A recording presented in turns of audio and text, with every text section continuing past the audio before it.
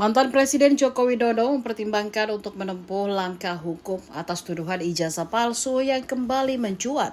Hal itu disampaikan oleh anggota tim kuasa hukumnya Yakub Hasibuan usai menemui Jokowi di kediamannya di Sumber Banjarsari, Solo pada Rabu 9 April 2025. Yakub merupakan putra Wakil Menteri Koordinator Bidang Hukum dan HAM Otto Hasibuan. Ia menangani kasus ini bersama 3 advokat lainnya, Andra Reinhardt, Firman Laksana, dan Rifai Kusumanegara. Mereka telah menjadi kuasa hukum Jokowi sejak kasus ini mencuat pada tahun 2023. Pihak Universitas Gadjah Mada atau UGM juga telah memastikan bahwa ijazah Jokowi asli dan sah. Jokowi mencatat sebagai alumni Fakultas Kehutanan UGM.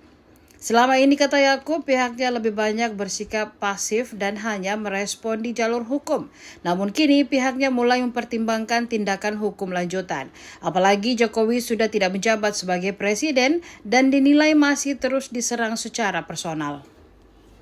Langkah baru sebenarnya kita masih pertimbangkan ya, karena dari dulu kan kita selaku kuasa dari Pak Jokowi selaku tergugat lebih pasif.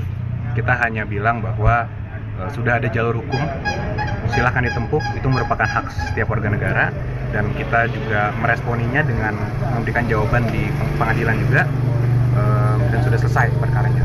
Cuman sekarang memang kita sedang mempertimbangkan langkah-langkah hukum karena kita melihat makin kesini ada oknum-oknum atau ada pihak-pihak yang sudah mulai menjalani jalur-jalur di luar hukum, dan itu sudah sangat sifatnya mungkin sudah ada yang berita bohong, sifatnya udah lebih ke arah fitnah, dan ini ingin kita hindari karena khususnya ini lagi masa Lebaran, suasananya lagi guyup, lagi baik, ya kita sayangkan, dan kita juga menghimbau agar pihak manapun agar janganlah, sudah stop lah untuk melakukan hal seperti itu. Sudah dikoordinasikan dengan Pak Jokowi terkait langkah itu?